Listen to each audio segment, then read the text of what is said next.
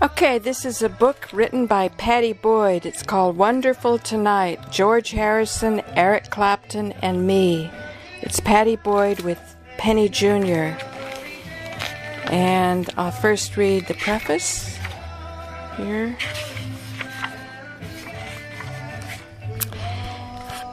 People have been trying to persuade me to write a book for years, and for years I have resisted.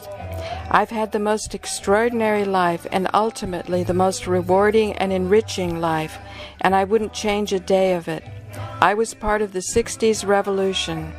I have known the most beautiful, talented people, and I have been married to two exceptionally creative musicians. My resistance has not been for want of something to say.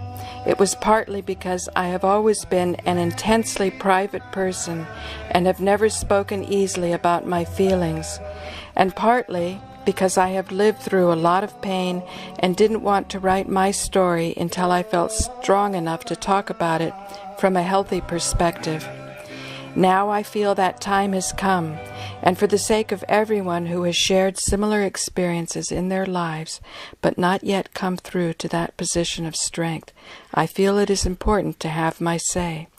My experiences of childhood, of divorced parents and a stepfather, of marriages that went wrong, of unfaithful husbands, addictive personalities, and childlessness are not unique. All that is unique is that it happened to me in a very high-profile, crazy rock and roll world. And as I discovered at Al-Anon, realizing that other people are going through exactly what you are is incredibly comforting and therapeutic. Secrets are not healthy, so I am finally letting go of mine. But it is important to say that this is the story as I remember it. I behaved throughout my life and reacted to situations as I did because of the way I had been brought up. We all do. It's human nature. So I attach no blame to any of the characters in my story. They did the best they could with the tools they had. We are all the products of our upbringing. I hope and pray that none of the people I love so dearly will feel I am letting them down in any way. And she has a nice picture here of her with her shoes in the bedroom. This is my truth, which may not necessarily be as others remember it, but if my story is to have any validity, I have to tell the truth as I see it. Okay, Wonderful Tonight, Chapter 1, Childhood in Kenya. There's a picture of her parents. Wedding in 1942 in Taunton, the month after the accident that left Jock's hand badly burned. Both now say they were too young. Beautiful couple. My earliest memory is of sitting in a high chair, spitting out spinach. Strange for someone who turned into such a passionate foodie. In my late teens, I became determined to improve the experience, even enjoy it. And today spinach is one of my favorite vegetables. But it has to be right, steamed, chopped, and mixed with double cream, white pepper and nutmeg. Delicious. Raw in a salad, it's even better. But at the age of 2, I couldn't get the repellent dark green mess out of my mouth fast enough. I was living in Scotland at a house in West Lothian my grandparents had bought when I was a year old in 1945. We lived with them at that time, and my mother remembers the move from Somerset, taking me on a train in an ordinary carriage, as she puts it, with all our belongings and the embarrassment of having to feed me during the journey amid a group of soldiers. I was her first child of 6, and she was a young, nervous mother. Shortly after we arrived in Scotland, my brother Colin was born. He is almost exactly 2 years younger than I am, and I remember examining him when he was a baby and noticing that there was a small difference between us. He was a huge baby, and as soon as he could walk, he followed me everywhere. Another early memory is of holding a stick in my hand and telling Colin to pick up a wasp I could see stuck in the crack between some paving stones, and delighting in the howls that followed. I am told I also tried to feed him with a petrol capsule, the sort used to fill lighters. It looked like a miniature baby's bottle, so I pushed it into his mouth, and the poor little thing had burns all over his lips. I don't remember that episode, but I do remember trying to kill him by burying him in the sand pit in the garden. Luckily, my mother noticed it in the nick of time and rescued him. My parents were living at Howley House near Towton in Somerset when I was born. My mother and her twin brother John had spent most of their childhood there. They had been born in India, but sent to boarding school in England at the age of 8, and in the holidays they stayed with an aunt at Howley House. Their father, Lieutenant Colonel Alfred E. Drysdale, DSO, MC, was in the Indian Army, and Vivian, his wife, a rather exotic figure with a penchant for pink gin, visited England and the twins about twice a year. So sad, but Vivian had also been born in India and shipped home to be educated in England, so history was repeating itself. I never knew my great-grandfather, but he sounds splendid. His name was Alexander Stuart Martin, and he was also born near Lucknow in India in 1870. He fought in the Indian Mutiny, and the British government rewarded him for his bravery with indigo and sugar plantations, which made him wealthy.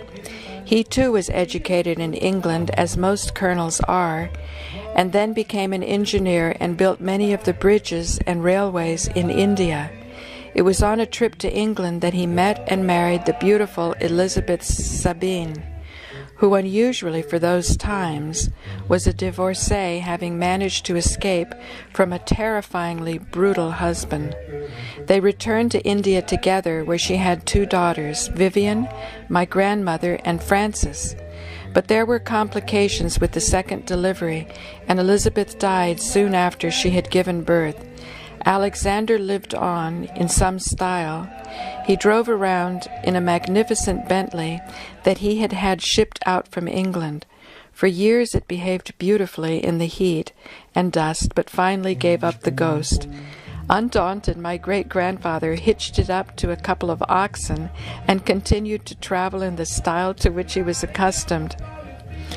The 2 daughters, Vivian and Frances, were sent to school in England, where they were looked after by relatives, returning to India once a year to visit their father. You could only travel by sea in those days, and the journey took 2 weeks. On one of the voyages, the young Vivian met Alexander Drysdale, my grandfather, on his way to join his regiment. Many years later they met again at a tennis party in Lucknow, fell in love, married, and Vivian gave birth to twins, Diana Frances, my mother, and John, my uncle, who never married and has spent most of his life abroad. The twins were well looked after at Howley, and there was no shortage of money. A cook, a scullery maid, and a pantry maid ran the domestic side of life. But the aunt was Scottish-born and bred, so life was simple. She didn't entertain much or lay on anything for the children. So Diana and John seldom saw other children during their days. I can't imagine how bereft they must have felt with their parents thousands of miles away, or how a mother could bear to see her children no more than 2 or 3 times a year. But I suppose in those days she would have had no choice, and having suffered the same fate as a child, she probably thought there was nothing unusual about it. I was born weighing 7 pounds on St. Patrick's Day, March 17th, 1945, hence my name. My mother had been convinced she was having a boy, and having thought of me as Michael for 9 months, so she had put no thought into girls' names. I was called Patricia Ann. I don't know whether it was the shock of discovering that I was not a Michael or the inordinate length of time I took to be born, but she had a sort of breakdown afterwards. I suppose you would call it postpartum depression today. And to begin with, I was looked after by the now aged Aunt May, who had cared for Mummy, and by my grandmother, who was back from India. My grandfather had retired from the army, leaving India for good, and they planned to settle in Britain. They stayed initially in Somerset with Aunt May, but when she sold Howley House, they bought a house in Scotland, and the whole family moved there. Brigg House was beautiful, with extensive grounds and a walled vegetable garden, but the cold, damp West Lothian winters proved detrimental to my grandfather's health. So in 1947, he sold it and moved to Kenya with my grandmother, leaving my parents, Colin, and me to fend for ourselves. We moved south and rented a house near Guildford in Surrey, where my sister Jenny was born in November 1947, when I was 3.5. She wasn't exactly christened Jenny. My mother named her Helen Mary to please a couple of aunts, but I had a favorite teddy at the time called Jenny, and I insisted my new sister be called by the same name. My parents married when they were young and inexperienced, and like hundreds of other couples who married during the war, they knew next to nothing about each other when they walked up the aisle. My mother was 17 when she met Jock Boyd at a dance in Somerset. He was 23 and, of course, dashing in his RAF uniform, with smart brass buttons and gold wings on the left shoulder. Also, he danced like a dream. He was tall and handsome, with blonde curly hair and cornflower blue eyes. She was petite and beautiful, with luxuriant chestnut hair. They danced all night, and after just 2 more brief meetings, Jock wrote to Diana and asked her to marry him. Her mother, my grandmother, who was a controlling sort of woman, encouraged her to say yes. I think she wanted to get my mother off her hands, and Jock, she had established, came from a good family. He had money, too, or so she had been told by his mother. All in all, he was the perfect catch. But once they were married, it turned out that he had no money, and my mother, having been used to quite a grand lifestyle, found it difficult to manage. Jock's real name was Colin Ian Langdon Boyd. His parents had a farm in the Fowrie Valley in Cornwall. His mother was a strange woman. By the time I knew her, she and Jock's father had separated, and she was living with lots of Dachshunds. According to my mother, she had never really liked children, so Jock and his younger brother and sister were brought up by aunts living in Bidford. Poor Jock had a miserable childhood, but he spent a lot of it hunting and shooting, and horses were his passion. He was sent to Kelly College, a small public school in Tavistock, then went on to Sandhurst and into the Cheshire Regiment. But he never fought as a soldier. A car crash prevented him from going out to the front with his regiment, and he was seconded to the RAF, first flying Lysanders, and later when he joined Bomber Command Wellingtons. When he met my mother, his squadron was stationed at Weston Zoland in Somerset, and he and his friends went regularly to the castle in Taunton for a drink or two in the evenings. Taunton. Soon after they were engaged, just weeks after that first meeting in early 1942, Jock was sent to Malta, where he had had the most terrible accident. There was a strip of runway with bombers taking off and landing from opposite directions, controlled by traffic lights. He was taking off in a plane fully laden with bombs and fuel with the green light in his favor. But there was a fault. The light at the other end of the runway was also green, and the two planes collided head-on and burst into flames. My father jumped clear before the plane exploded, but his face and right hand were very badly burned. He was lucky to be alive. Several of his crew and men from the other aircraft were killed, including 2 who got out of one plane, but lost their bearings in the smoke and were decapitated by the propeller. Ugh. Jock was flown home and taken straight to East Grinstead in Sussex to the burn unit at Queen Victoria Hospital, run by the famous pioneering plastic surgeon Archibald Macindoe, where he became one of the Macindoe's guinea pigs, so called because of the experimental reconstructive work Macindoe was doing on burn victims. Before him, people with burns as severe as my father's would probably not have survived. My mother went to see him in hospital, fearing that she wouldn't recognize him. The ward was full of heavily bandaged men with missing noses and ears. Jock's head was covered with bandages, but she could see 2 very blue eyes and knew at once it was him. I have the same color eyes, and so does Colin. And it was the Boyd eyes, years later, that made me certain that someone who thought she must be my half-sister in America really was. As soon as my mother sat down beside Jock's hospital bed, he said, "I've got something for you."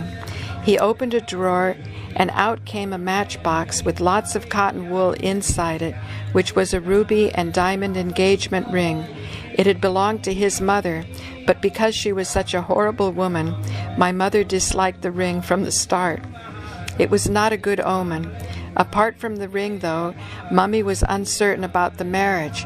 The accident seemed to have changed Jock. She went to see him in hospital several times, and they would sit together not saying a word. She was very shy and didn't know what to talk about, and he would sit staring vacantly ahead. Physically, they patched him up as well as they could. He was left with a badly burned forehead, and the tendons in his right hand had been irreparably damaged, so he never flew again. Emotionally, I don't think he ever recovered. From that day on, he was locked into himself. He would never talk about the accident. In fact, he would scarcely talk about anything. My mother had fallen in love with this handsome, spirited, brave young pilot who had swept her off her feet on the dance floor, and he had gone. The spark had died. But having said she would marry Jock, and with the terrible thing that had happened to him, she didn't have the heart or the courage to call it off. 6 months after the accident, on September 14th, 1942, they married. It was a big wedding for the time, with 200 guests and a reception at Howley House. But my mother says that even as she was walking out of the church, she knew she'd made a big mistake. She didn't feel comfortable with Jock. There seemed to be a barrier between them. They went on honeymoon to Scotland and, as my mother puts it, muddled along. Jock now says he felt the same way, and that anyway they were far too young when they married. My father went back repeatedly to East Grinstead for treatment over the following months and spent time in various other rehabilitation places to try to get his fingers moving, but without success. His right hand remained claw-like, and both were discolored. As children, we found his injuries fascinating. Unable to fly, he ended up in the War Office, which was enough, according to him, to drive anyone mad. So when my grandparents suggested that he and Mummy join them in Kenya, he leaped at the idea. When I was 4, we moved to Africa, to the large, sprawling house that my grandfather had built in Langata near Karen, about an hour and a half from Nairobi. I remember that flight. It took hours. There were no direct flights from England to Africa in those days because the planes needed to refuel at regular intervals. Flying BOAC from London, we stopped at Cairo, Khartoum, Addis Ababa, and finally Nairobi. I was horribly sick throughout the trip into the sturdy brown bags that were routinely tucked into the back pockets of the seats in front.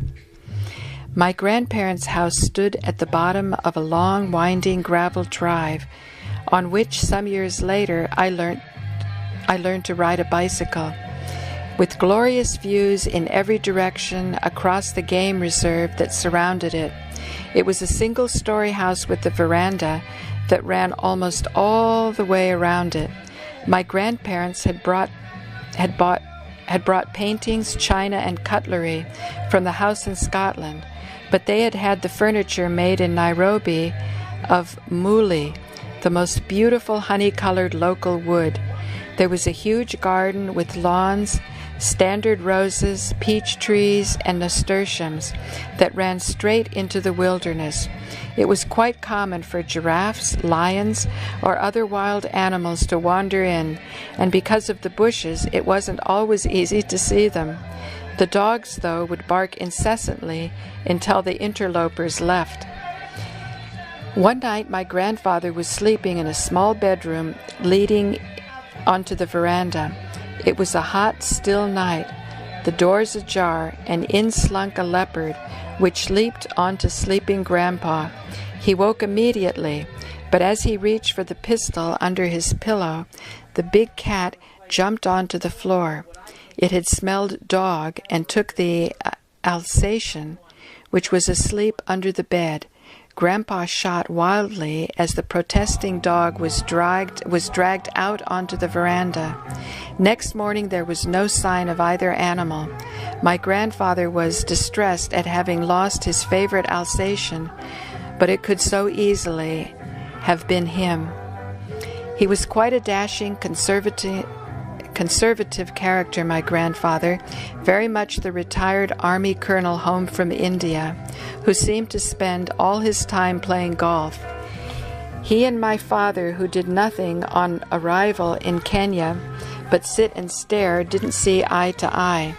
As a military man, he couldn't understand Jock's condition and had no patience with his inactivity. My grandmother felt much the same, and she was furious that she had been misled into thinking he had money. Although Granny was quite fierce, I found her loving and easy to be with. I remember making fudge with her. She dyed it green, and standing on a wooden chair to reach the stove. She wore colored stockings long before anyone else did. She wasn't very tall and probably fatter than she should have been, but she loved life, glamorous clothes, and laughed a lot. I am probably much more like her than my mother. My grandparents spent a lot of time on Cunard liners, sailing to South Africa, East Africa, and India, and had wonderful trunks and drawers and space inside to hang their clothes. I had a bedroom to myself at Granny's house, and I remember her coming in to kiss me goodnight and smelling sweetly of juniper from the pink gin she always drank. She took me on holiday to the coast at Mombasa once, where she had rented a house for the week. There were vast, white, shady beaches, and I couldn't believe how delicious the sea was. I pretended I had already learned to swim, knowing she wouldn't let me into the water otherwise. I remember her giving me a teddy bear, which went everywhere with me. I still have it, and becoming hysterical when she hid it once because I had been naughty. She was much more accessible to me than my mother was. She had more time for me and a far greater influence over me. I have practically no memory of my mother during my childhood apart from the smell of her Dior perfume and her singing voice, which was beautiful. In retrospect, I think life must have been difficult for her. Suddenly transported to Africa with 3 young children, a man she didn't love, and with whom she couldn't communicate, no friends and no money. She must have been deeply unhappy, but I was too young to appreciate that. My grandparents were wealthy. So there were several servants and nannies to look after us, and although I saw a lot of Granny, it was the nannies who brought us up. At night they bathed us and put us to bed while the grown-ups went off to their favorite watering holes, the Karen Club, named after Karen Blixen, or Isaac Dinesen, the author of Out of Africa. We arrived in Kenya just after that era. Or the Muthaiga Club in Nairobi. At about this time, I started having flying dreams, and when the grown-ups were out of the house, I would make Colin and Jenny stand on a table and try to teach them to fly. The servants were Kikuyu, the most common tribe in Kenya, and they and their families lived in roundavels, traditional circular mud huts with thatched roofs, in a little community at the top of the drive. They adored my grandparents, and when some years later, during the Mau Mau uprising, which began in 1952, they were threatened with death if they carried on working for white people, they came to my grandparents and said how sorry they were that they had to leave. It was a scary time in Kenya, and a lot of white people slept with guns under their pillows for fear that their servants would try to murder them during the night. Many white farmers were killed. One would call the Mau Mau freedom fighters today, I suppose, but I saw them as terrorists who were trying to incite and enrage the Africa I knew and loved. They wanted to overthrow British rule and evict the white settlers who had taken their land. Their tactics worked. There was an exodus of Europeans during the 50s. However, when my grandparents came back to England, it was not because of the Mau Mau. It was my grandfather's health. I used to spend a lot of time with the Kikuyu, who worked for my grandparents. They were my friends. They made the most delicious food, mostly Indian-based, lentils, spicy vegetables, curries, which they cooked outside an open fire and ate wrapped in chapatis. My father had a couple of horses, and I remember riding bareback out into the bush one day with one of the Kikuyu stable boys. We came across a watering hole in a thicket, and as the horses were drinking, I suddenly realized we were not alone. I turned and saw a group of tribe people with painted faces staring at me. It was the first time I'd seen anyone like them, but the boy talked to them and told me not to be frightened. I wasn't. I was used to so much being strange in Africa. I was fascinated by them and the jewelry they wore, earrings, bracelets, and necklaces. I loved Kenya. I loved the huge skies, the vast landscapes, the incredible feeling of space, and the sky at night, full of bright, bright stars, so close you felt you could almost reach up and touch them. At night I would lie in bed and listen to the noises, the cicadas, tribe people chattering, the rhythmic beating of drums in the distance, the howl of hyenas and jackals, and the unmistakable roar of lions. But what encapsulates Africa for me is the smell of pepper trees and wild herbs combined with heat and dust. It's an unforgettable mix, and every time I go back to Kenya, which I have done several times as an adult, that smell takes me straight back to my childhood. It was quite a wild life, but wondrous for a child. There were few rules. I don't remember any toys or presents except the teddy bear my grandmother gave me. I don't remember birthdays or Christmases either, although I do remember writing a letter to Father Christmas one year and the letter being gone the next day. We played outside, we rode bicycles, or went into the woods to explore. I remember bouncing on my bed one night, watching a huge snake inch its way under the door and screaming for help. The houseboys rushed in, grabbed it, and killed it. By that time, my charmed existence was crumbling at the edges. After nearly a year, my grandparents had had enough of Jock doing nothing but ride his horses and told him he had to get a job to support his wife and family. He and my mother effectively split up for about 6 months, at the end of which he had started work with the Jockey Club in Nairobi, and we had a series of far less opulent houses. Eventually we moved to one that you reached via a long dirt drive, a series of thatched roundavels linked by corridors. My mother hated it, but I thought it was wonderful. She had been used to considerable comfort with her parents, and must have found it a shock to adapt to such straitened circumstances, particularly with the arrival of a fourth child. In March 1951, my sister Paula was born in Nakuru Hospital. I remember someone, probably Granny, taking Colin, Jenny, and me to see her, and spotting her and Mummy through the window as we walked around the outside of the building. I had now started school, the first of many. Loretta Convent was in Nairobi and smelled of powdered paint. My mother took me on my first day, and I was excited until I arrived. The school was enormous, or so it seemed to me, and I had never seen so many people. Suddenly all of the children were running around, which frightened me, and then my mother said she was going. I panicked and held on to her skirt, begging her not to leave me, but of course she did. A nun took me aside and introduced me to painting, which I enjoyed, and that's all I remember doing at Loretta, lots of painting and playing with the other children. A year later, at the age of 8, I was uprooted from everything I knew and sent to boarding school in Nakuru. I had never felt so miserable. I didn't know what I had done wrong, why I was being punished. I didn't understand why my mother didn't want me at home with her. I felt completely and utterly bereft, unloved, unwanted, unimportant.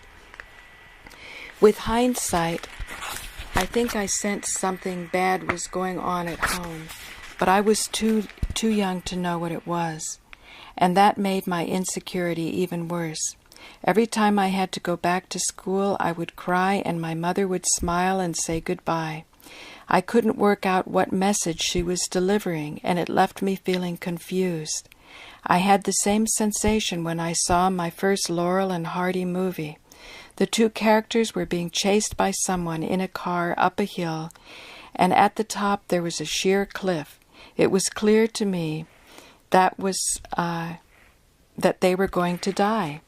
I was weeping, yet everyone else was laughing. I couldn't understand why they thought it was so funny. Despite the tears and the trauma of being ejected from the nest, my memories of Nakuru School are good. It was a big school surrounded by acres of brown playing fields, the predominant color of Africa, and with a long flight of steps leading up to the main entrance. I was terribly nearsighted, although I didn't know it until many years later, and at the end of one term my grandmother was coming to collect me. I didn't want anyone to think she was my mother, because she was so much older and not nearly as beautiful as Mommy. So I kept an eye open for her car so I could leap into it before she had a chance to get out and everyone saw her. At last her car drew up and I sped down the steps, jumped into the first passenger seat, and to my astonishment a man, a complete stranger, said, "Hello, little girl, and who are you?" Crimson, I fled. We slept in big dormitories on black iron bedsteads with thin, lumpy mattresses, and every morning we had to tie up the mosquito nets that hung over us from the ceiling. I had long hair, which I wore in plaits, and one night after I had washed it, 2 girls decided they would dry it for me. They each took a towel and rubbed either side of my head until my hair was so knotted it had to be chopped off. Misdemeanors were punished with a whack on the calf and with a ruler. I was never very rebellious, so I'm not sure what I did wrong, but I seemed always to have stinging legs, and I was often made to sit in front of the class. It was an English school for expatriates, and I remember some Australian girls but I don't imagine there were any black children, although I didn't notice the difference. It was only when I arrived in England some years later and wondered where all the black people were that I appreciated there was a pecking order. I do remember being out for a walk at school once and coming across a line of African convicts digging beside a road chained to each other. That horrified me. The post was my lifeline at school, parcels my only joy, in which some jars of damson or medlar jam, peanut butter, or Marmite, which I loved. One day an envelope arrived from Granny. When I opened it, I was dismayed to discover she had forgotten to put the letter inside. Every Sunday we had to write to our parents, and one week I wrote mine in milk, saying, "If you really want to read this, you'll have to light a fire." Someone had told me that it was secret writing, and if you held it up to heat, the words would reveal themselves. I went home at half-term, but there were no other breaks or weekends out, and I have no memory of either parent visiting me. On one half-term holiday, I was taken to a new house in Nairobi. Inexplicably, my mother had moved. There she dropped a bombshell. She introduced me to a tall, dark stranger and said, "Darling, this is your new father." I was stunned. What had been going on while I was away? What had happened to our home? Where was Daddy? I shall never forgive myself for not asking that last question. I meekly said hello and shook his hand. The next thing, I was back at school. Apparently my father had been spending a suspicious amount of time with the woman who was as mad about horses as he was. She would come to breakfast according to my mother, then she and Jock would go riding together. I think my mother seized on this as proof that he was having an affair, and one night, while I was at school, she woke my brother and sisters, bundled them into the car, and left him. She must have done some kind of secretarial course in preparation, because she had found herself a clerical job, which came with a house of sorts. She had told Jock she wanted a divorce. He seems to have been either powerless or unwilling to dissuade her, and their marriage, with our family unit, had been dissolved. But we children knew nothing of this. Neither my mother nor my father said a word to us. All I know about their divorce is that the riding partner was not cited as correspondent. My father put forward some other woman's name. My mother had met Bobby Gamer Jones, the man who became my new father, at a dinner party. There was not enough cutlery, so she said she would go and get some for her house, and he went with her. She was 31 and still very beautiful, but utterly impoverished, living in what Bobby described as a shack, with Porky, as she called Paula, and a collection of cats and dogs. Paula was the only one of us my mother had with her when she left Jock. She had deposited Colin and Jenny in some kind of boarding nursery school. They can remember nothing about it except there being lots of dinky toys. I don't know why my mother didn't go back to live with her parents while she had such young children. She must have been miserable on her own in Nairobi and can't have had many friends. At that time, divorce was taboo among her social circle, and divorcees were frequently ostracized. Bobby's attentions must have been irresistible. Bobby was 28 and very good-looking. He had been a captain in the Life Guards during the war and ADC to General Gale, General Operations Commander, Middle East and Mediterranean. After the war, he had joined the Dunlop Rubber Company and been sent out to Tanganyika, now Tanzania, for 2 years to develop the rubber market in that part of Africa. There were no roads or tourists in Tanganyika at that time. There was only one stretch of tarmac in Kenya, and few Europeans lived in Dar es Salaam. Dar es Salaam. There, was also a dearth of single women. He was in need of company as much as she was, and in no time at all, Bobby and my mother were married. Bobby didn't tell his parents about Diana until they were married, and it was too late for any argument. He knew they would disapprove. A divorced woman 3 years older than him with 4 children in tow was not what they would have wished for their son, and predictably they were very upset. I didn't go to the wedding. I must have been at school. It took place in a register office in Dar es Salaam in February 1953. Colin and Jenny remember it. The 3 of us spent the next school holidays at my father's house. I didn't know why we went there and not to my mother's. I can only imagine that she and Bobby had baby Paula and didn't want us hanging around. They were the perfect nuclear family and could even, perhaps, pass off Paula as Bobby's. We didn't look anything like him. But in my childhood, nothing was ever explained. Everything was a mystery. We still don't really know the truth. And I couldn't ask my father what was going on. He was a figure behind a newspaper. He wasn't approachable in any way. He was very awkward, humorless, distant, and silent. Meal times were the worst. We were not allowed to speak, but I discovered that if I wiggled my ears, I could make Colin and Jenny dissolve into fits of suppressed giggles, and without a word we could escape to a little world of our own. None of us knew our father. In later years, when my mother was cross with me, she would say, "You're so like your father." I didn't know what she meant, but it wasn't a compliment. While we were with my father, we were looked after by a nanny, Salome.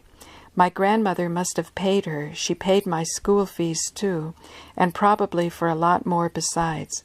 Salome was Ankole from northern Uganda, and I remember her baking a cake with purple icing to celebrate the Queen's coronation in 1953, which we sat and ate in the usual excruciating silence.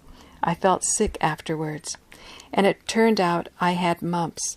I was taken to hospital, and the only consolation was that my mother came to visit me. At night, Salome would tie up my hair and Jenny's in long white rags, and in the morning she would pull them out, leaving us with ringlets. Salome was fun, but she could also be scary. She would tell me the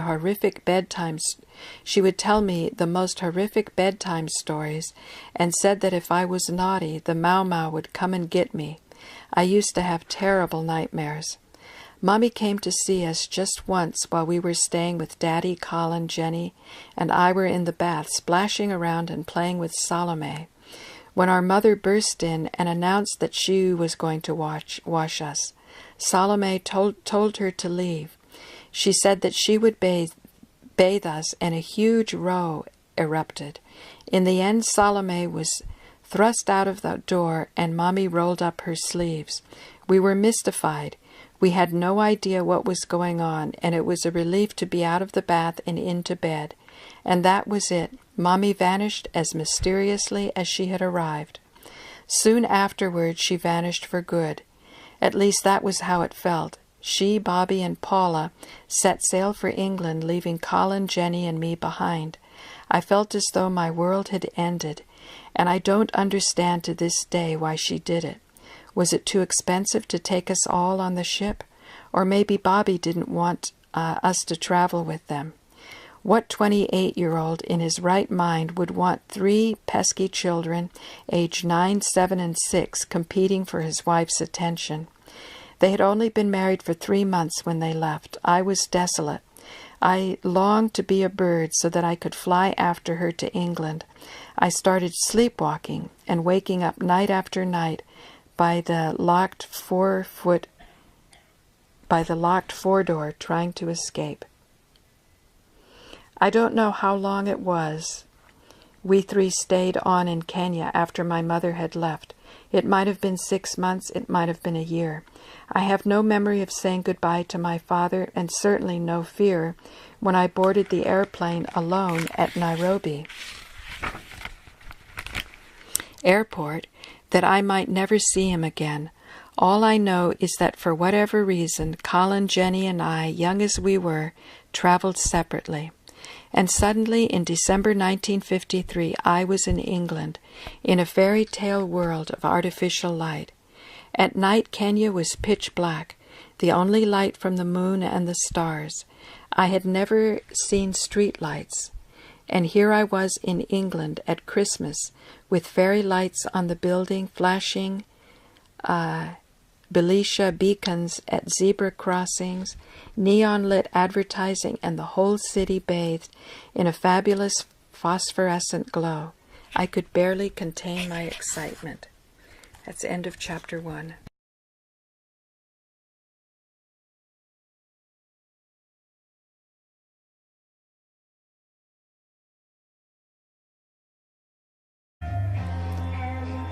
Wedding in 1942 in Taunton, the month after the accident that left Jock's hand badly burned.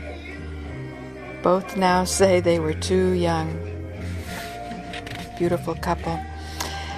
My earliest memory is of sitting in a high chair, spitting out spinach. Strange for someone who turned into such a passionate foodie. In my late teens, I became determined to improve the experience, even enjoy it. And today, spinach is one of my favorite vegetables. But it has to be right, steamed, chopped, and mixed with double cream, white pepper and nutmeg. Delicious. Raw in a salad, it's even better. But at the age of 2, I couldn't get the repellent dark green mess out of my mouth fast enough.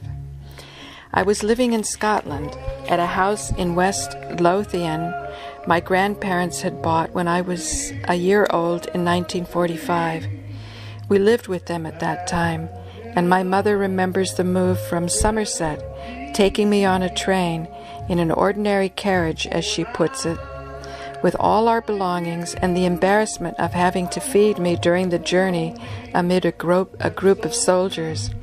I was her first child of 6, and she was a young, nervous mother. Shortly after we arrived in Scotland, my brother Colin was born. He is one of unfaithful husbands, addictive personalities, and childlessness are not unique. All that is unique is that it happened to me in a very high-profile, crazy rock and roll world. And as I discovered at Al-Anon, realizing that other people are going through exactly what you are is incredibly comforting and therapeutic. Secrets are not healthy, so I am finally letting go of mine. But it is important to say that this is the story as I remember it. I behaved throughout my life and reacted to situations as I did because of the way I had been brought up. We all do. It's human nature. So I attach no blame to any of the characters in my story. They did the best they could with the tools they had. We are all the products of our upbringing. I hope and pray that none of the people I love so dearly will feel I am letting them down in any way. And she has a nice picture here of her with her shoes in the bedroom. This is my truth, which may not necessarily be as others remember it, but if my story is to have any validity, I have to tell the truth as I see it. Okay, wonderful. Tonight, Chapter 1, Childhood in Kenya. There's a picture of her parents, almost exactly 2 years younger than I am, and I remember examining him when he was a baby and noticing that there was a small difference between us. He was a huge baby, and as soon as he could walk, he followed me everywhere. Another early memory is of holding a stick in my hand and telling Colin to pick up a wasp I could see stuck in the crack between some paving stones, and delighting in the howls that followed. I am told I also tried to feed him with a petrol capsule, the sort used to fill lighters. It looked like a miniature baby's bottle, so I pushed it into his mouth, and the poor little thing had burns all over his lips. I don't remember that episode, but I do remember trying to kill him by burying him in the sand pit in the garden. Luckily, my mother noticed it in the nick of time and rescued him. My parents were living at Howley House near Towton in Somerset when I was born. My mother and her twin brother John had spent most of their childhood there. They had been born in India, but sent to boarding school in England at the age of 8, and in the holidays they stayed with an aunt at Howley House. Their father, Lieutenant Colonel Alfred E. Drysdale, DSO, MC, was in the Indian Army, and Vivian, his wife, a rather exotic. Okay, this is a book written by Pattie Boyd. It's called Wonderful Tonight, George Harrison, Eric Clapton, and Me. It's Pattie Boyd with Penny Jr. And I'll first read the preface here.